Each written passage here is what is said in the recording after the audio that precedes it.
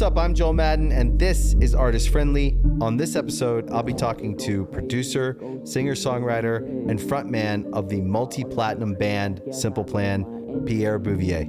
Let's go. Smoking on gas, I'm smoking on piff, that's my kind. I don't want no bad times, I don't want to have bad. Well, I was talking to your team about the whole podcast and how well it's doing, and I see all the clips on your Instagram and stuff, and saw you had The Rock again. Yeah, he was awesome. That was amazing. I love him. Yeah, it looks great. Sounds great. Thank you. Good job. Thanks for coming. Would expect nothing less. I'm glad you're here. Yeah, I man. actually wanted you last year, but you guys were like touring, and Simple Plan feels like it's busier than it's ever been. It really is. Yeah, it's kind of bizarre, but yeah, I was watching the clips on your Instagram, and I was like, when's he gonna call me? When can I get on this podcast? It looks so good. You have an open door. Awesome. Well, I know that. Thank you so much. Yeah, I just saw so Zach funny. outside there. Yeah. Yeah. Everybody's here. Yeah. This place is amazing. You've had it for what, like 10 years now? 10 years, yeah. It's amazing, man. We feel lucky. It's good vibes, good people. I was just in the studio on the way back here. I stopped in because Jordan Fish works out of Studio C here, and he's in there with Poppy. Nice. And I'm a fan of both of them. Of course. And they're also amazing people. Of course. So like there's always like some artists that you love here. Yeah. And you generally like everybody's just cool as shit. Yeah. It's a great space. You guys have built something really cool, and I think it's got to be inspiring to come out here and see all this stuff and thanks, man. People happening, all this kind of stuff. Thank you.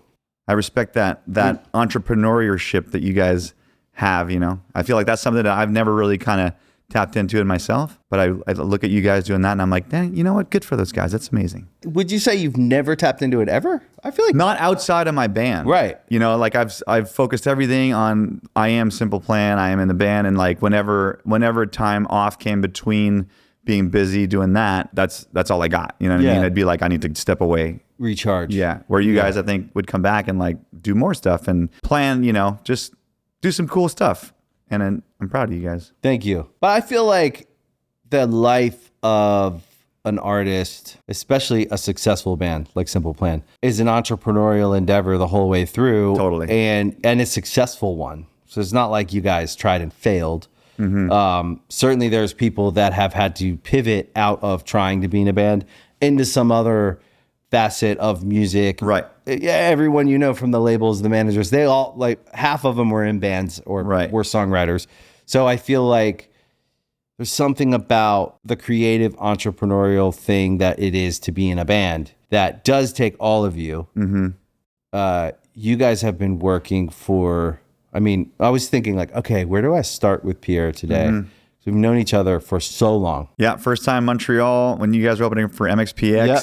On the bus. We were driving in my dad's old Mercedes, You guys taking took you us guys out. Yeah. It was fucking awesome. It must have been what, 2001? 2001. Yeah. Yeah. It's crazy. That's 23 years ago. Yeah. That's crazy. Yeah. What were we, 21? I don't know. Are we we're the same 22? age, right? I'm born in 79. Are you born in 79, There you go. 22. We were 22. Yeah. Yeah. Depending on the month. Yeah, exactly. Yeah, it's crazy how young that is. Yeah, I've been thinking about that a lot, about just life in general, especially Not the when MXPX record, life in general. Yeah, exactly. But life. Funny. There you go. In You know general. what? There's a little segue right there. But yeah, like how it seems so long ago, and now how time is going by so fast. You know what I mean? Yeah. And like it's crazy. Now we have kids, and you know, my youngest is going to be 10 in a few weeks. Crazy. Yeah, and like it's How old's mind-boggling. your oldest? She's going to be 13, so they're 2 years apart. Yeah. Get ready. Not even. They're a year and a half. Yeah, year and a half apart. My oldest is 16. What? My youngest is 14. That's crazy, man. He's going to high school in September, so they're both going to be in high school. Yeah. Yeah, it's crazy. It just flies by. You don't necessarily feel older here, but like you look at your kids and you're like, oh, goddamn, I'm old. I got fucking teenagers. Yeah. I'm old as shit. Yeah. Yeah. That's how you feel when you look at your life. But I still feel young in my head. I just still act young, I think. Totally. And I think what's funny is that, you know, when I look back at when we were little kids, or when we were, you know, teenagers, 15, 16, someone who was 30 was really old to me. Yeah. And I wonder if, you know, I know times have changed, and like parents that would pick up their kids back, you know, and they were maybe in their mid 40s, I don't think they look like I look like. And maybe that's just me. They don't. I don't think so They either. looked older when we were kids. Yeah, I mean, look at movies we used to watch. The parents in movies that just look like so much older. Even the like teenagers in the movies looked older. Exactly. They're like, you're fucking 17. You look like you're 28. Yeah. So I think Little it's man child. I agree. I don't feel like I'm that old, but to my kids, I wonder if I'm that. I wonder to, if my kids come over with their friends, Yes, if you are. if Mr. Bouvier is, a a gray great last hair name, and gray Bouvier. beard, and it's a good last name. Yeah, strong French name. Yeah, no, you do. I asked the same thing because I think I'm cool. I've talked about it a million times. Like, I think I'm cool, and then I'll go around my kids and they're like, Dad, just don't come in. Just stay. Stay in the car. And I'm like, what are you talking about? Your friend loves me. Yeah. I'm the cool dad. And they're I'm like, cool. not actually, you're not the cool dad. Not to my friends. Yeah. No, it's crazy. In this generation, I would say we're probably on the younger side of parents, though.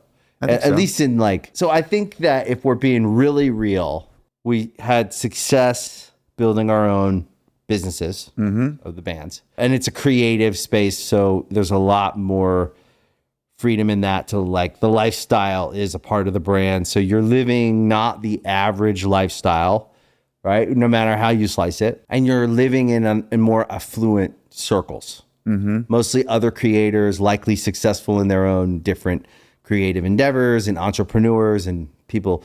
So self-made people. So it's a crowd that kind of, I think, finds itself. Even though we're all different, likely our kids are going to good, like you're certainly picking your kid's school. Yep. You're not like, when I was a kid, they just put you on a bus and you ended up at a school and That's you were the like, school that was around the corner. "Where's That's my the one you're school? going to. Yeah. I've never been here before." And now you're like picking schools. Which school should our kid be in? That one learns different or that one. And you're like, so you have these like rich choices to make if we're just being honest. Yep, Right. totally. Like where I'm from. And we made this for ourselves. So it's a choice. So I'm happy to say this, but it's not the average lifestyle. No. With that, I think comes a freedom to kind of like build out life the way you want it to be. Yeah. Versus kind of like, and listen, anybody listening could say, yeah, easy for you to say. No, I know it is easy for me to say. Yeah. I'm not saying it's not.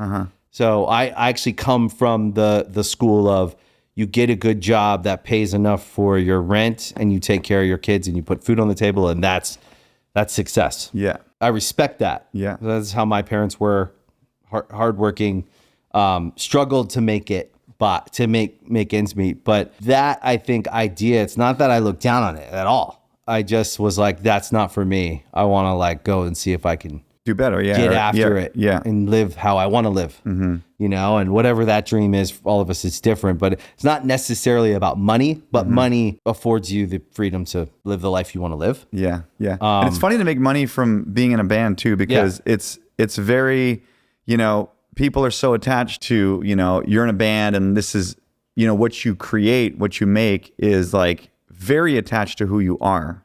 It's not like starting a business or even I would say like even being an actor or being like someone that's going up on stage and doing like, musical. Right. People don't look at that person and judge them for, Their life. Yeah. That's like what you said on stage, how you moved, what you look like in pictures, that is you. So for us, that's what a band is. You're building a brand that is you. And then when you start making money doing that and you start being successful, it's hard because then people have trouble disassociating. Like they love you for your music, they love you for who the band is, but then you're also making money doing it, and it's like there's the whole sellout thing, right? Yeah. And It's I'm like, so fuck happy, you. and I'm so happy that has gone away a little bit, and people are embracing success. Yeah, that came more from the hip hop culture. I think they were quicker to embrace success and be like, look how much I've made, look at my car, look at my stuff. Yeah, and that might be a little too much, you know what I mean, for me. But like it's okay to be successful. And it doesn't mean that, that you're necessarily doing it for the money, but hey, we all need jobs. You know what I mean? Everybody out there, I don't care what you do in life, you're going to need some money to buy food, to pay your rent. And though, if you can do it while you're doing something that you love doing and you're good at it, that should be a good thing. I don't see it any other way. And if more people like you, if more people like your music, if you've been able to convince millions of people that they love your music, I think you're onto something. You know what I mean? Yeah. And screw the naysayers. And that's where pop punk kind of came from. You know what I mean? Like, I mean, at least the early 2000s generations like you and us, It was a real moment of like this kind of idea. Yeah. Like, where do we fit in? I don't know where I fit in, but I know I want to be successful. Yeah. I know I want to make money. I never ever minced words about that in my whole career. Yeah. I think the difference is wanting to do well and make money is a bit of a scorecard. So that's fine. If money's your God, that's different. So like, I think we all serve some God, and there's good gods and bad gods. Whatever your understanding of God is, anyone of the people listening, they all have their own ideas. But I just think you'll replace God with something. Some people it's money. Some people it's nature. Fine, that's probably a better version. Everybody has something that they're like fixated on. To me, the money's always just a sign. Of the times. It also gives you freedom. Like you were saying before, money gives you time. Money gives you freedom. You know what I mean? If you have very little money, you're going to spend all of your time chasing more money. And you're going to do whatever you have to do to achieve it. And it's not necessarily what you want to be doing at the core of your person. Not always. When you have more money, then you can think about, well, what is it that I want to do? What is it that I want to spend my time on? And that it gives you more freedom. You can find like the balance of, I do need to go make a living, whatever I'm doing, but I also want to be there for my kids. I want to be there at every moment, every birthday. I'm not missing a birthday. Fuck that. So I don't think there's a price you could pay me to miss a birthday. I just don't, because I think it's like some childhood shit. I didn't really have special birthdays. And I find myself in my adult life like not really wanting to make anything out of my birthday. And I know it's related to, it was never a big deal anyways. Right. But for my kids, I'm like, it's your birthday. It's a big deal. Yeah. To me anyways. And I'm not missing it. So there's the balance of like, I care about money, but not at any cost. There are certain things that I just care about more. And like, as I think that's the healthy balance of every person. They got to find it's different for everyone. Some people, birthdays aren't a big deal. I respect that. It was my wife's birthday a couple of days ago, and she was like, please do nothing. I don't want you to do nothing. That's how I am. But then my wife wants to have a party. So we do a big party for her. I'm happy. I'm happy just watching her have the thing, have a good whatever time. that party is every year. It's like a theme of some kind. She loves that. She loves to have fun. I always enjoy it and always feel a little bit like, this is kind of how I celebrate my birthday. I celebrate hers. Mine, I'm like, I don't do anything. Just want to hang out with you guys. Like family dinner. That's what I want. I just want the whole family to be together. But then, everybody's got to have their thing that you can't buy from them. I think we all need it. We all need like something at our core, whatever our value system is, that like doesn't have a price. And then I think that separates you from ever being like a money worshiper. Totally. I think it's as simple as that. Yeah. And there's plenty of those out there. Yeah. For sure. Yeah. They're good at it too. Make a lot of money. I'm not even mad at them. Yeah. No, like a different animal. Yeah. So sometimes I see those guys and I'm like, that guy's a fucking animal. And it's a certain kind of animal. And I just like respect it for what it is. That's the cool thing about life, I think, is just like all the different types of animals we are. Yeah. Totally. Yeah. And there's only a few different types where, there's not like, a million different types of people. No, yeah. But you'll encounter them all. And then later in life, you kind of start categorizing them a little quicker. Yeah. You get to know the You're type. like, I've seen a kind of person like you. I know that type. Yeah. Yeah. Which could be a good thing. Yeah. And you'll come in contact with them in passing. I don't need them to be different. I just let them go on their way and gather some more information about that thing. And go like, I thought I was, thought I knew what that was. So I was thinking about talking to you today because I was like, we've known each other for so long. We've done so much together in our career. I was like, do I start at the beginning? Do I start at the end? Do I start at the middle? I mean, we've done tons of shows together, tours together, songs together. Crazy. Yeah. It's kind of weird. Even my wife last night, she was like, you going on the podcast tomorrow? She's like, what's the theme? What are you guys going to talk about? I'm like, I don't know. I think it's going to be like, let's just talk about, everything. Let's talk it's just kind of wherever it takes us, because there's so much to talk about, because there's so much that has happened, how we met, when we met, the scene that we're part of, the scene that we, to a certain extent, the early 2000s, bands like Good Charlotte and Simple Plan, we helped build that, what it is. It's a little world. And I think at the time it was, I don't know how seriously it was taken by everybody. You know what I mean? Well, it certainly was taken serious by the people making lots and lots of money off of it. Right. You guys made the Atlantic system hundreds of millions of dollars, and we made the Sony system hundreds of millions of dollars. Yep.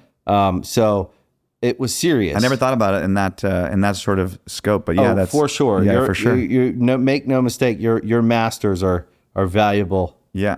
Property. Yeah. And they've been making money off of it for decades. God bless them. They signed us when we were young, and we didn't know what anything was. Yeah. I'm not even mad at it. No, I agree.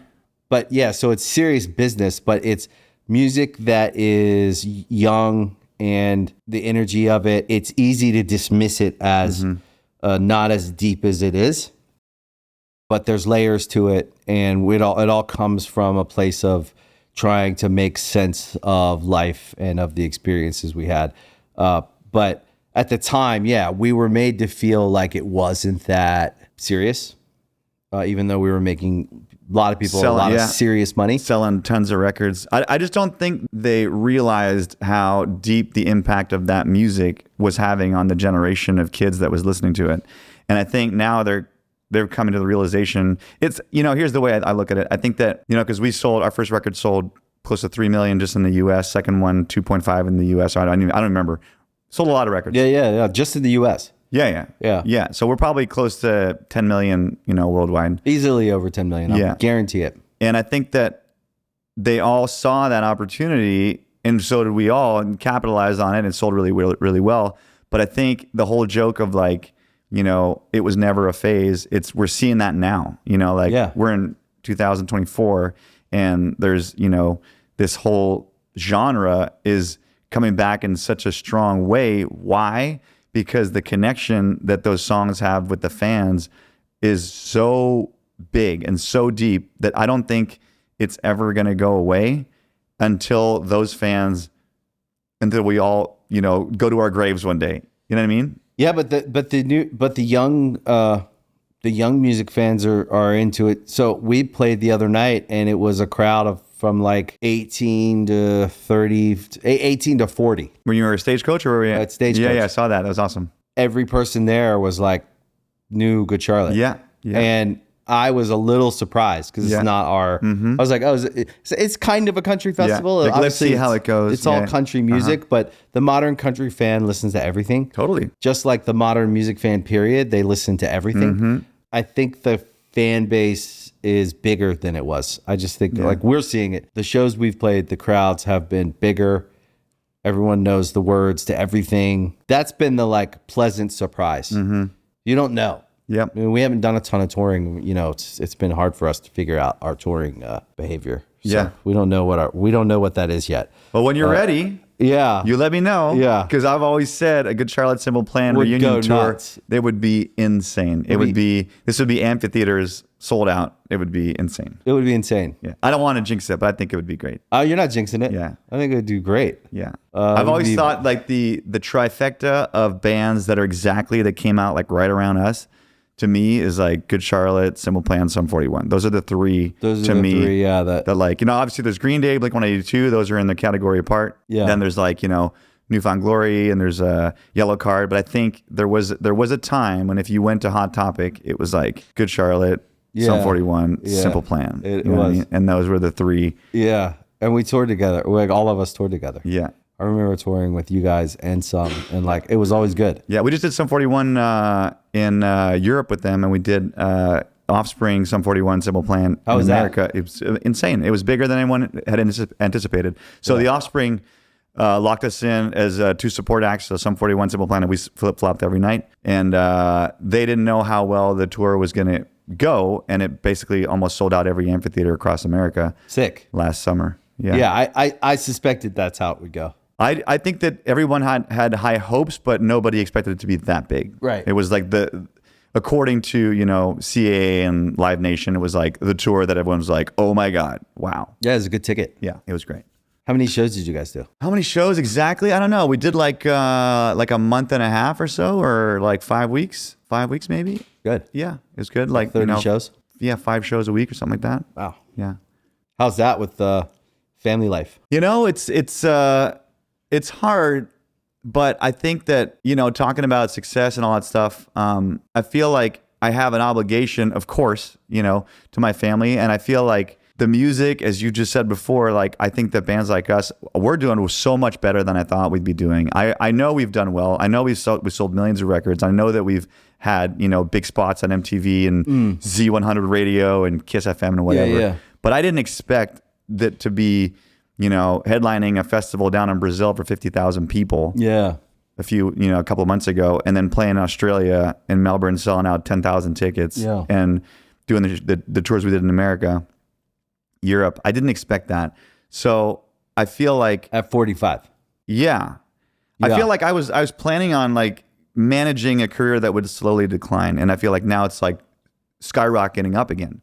So how do I deal with it with my family? I feel like I have an obligation because I've got a wife, I've got kids, I want to provide for them. And as you said, when you get to a certain level, now I can choose the school they go to. Yeah. So, and am I not going to do that if I know I have the opportunity? No, I will. Well, it costs a lot of money. I live in a beautiful place. It costs a lot of money. I want to go on vacation with my kids. It costs a lot of money. So I see these opportunities now, and I see the band doing well, and I'm like, yeah, Dad's got to be gone for 3 weeks here and there, 4 weeks here and there, 5 weeks here and there.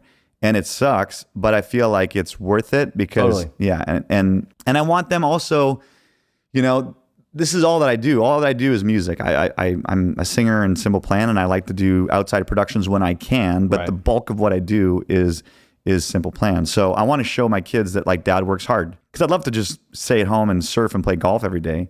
But I don't know if that's setting the right example to my kids of like, take the opportunity that you have and build on it. So there's a professionalism. Yeah. And there's like a maturity to it. Yeah, but it's fun. The first half, when you don't care about shit, it is fun. I've had some great times. I had some wild times. But I think this is the human experience, right? We're going through the human experience. It's very unlikely to be where we're at now in our lives, spiritually, emotionally. It's very difficult to imagine being there 20 years ago. You have to go through this. Yeah, you have to live the life. Yeah. I do think we're at a time where our generation of like dads and guys are more sensitive to it. Totally. So, which I think is good. It's a societal thing for sure. Yeah. And so there's a thoughtfulness to it that wasn't there. But there's no way I could have been the me that I am now at 25. I was so immature. Yep. I was way underdeveloped. I had so much stuff to unpack and work through that I couldn't have done then. I would have fucking imploded. Yeah. I had to wait. I had to wait to get to the other side of the whole thing, and then unpack it all for like 10 years. Therapeutically speaking, like therapy wise, I'm 10 years, 11 years in, and I'm like going to the next level. I've finally unpacked it all. And now I'm like, there's some old stuff that still pops up that causes me to behave a certain way. Because there's a hopelessness that I got that I always had. It moves around. You have to track it. So if that starts doing well. Whack-a-mole. Right. Exactly. I never thought I'd be married with kids. Well, we did that. 18 years in. So the hopelessness moves to work. Well, work just keeps going well and well and well. Okay. So it moves to the next category. And you have to just keep tracking like where it rears up, where you're like a bit hopeless. Like, why even try?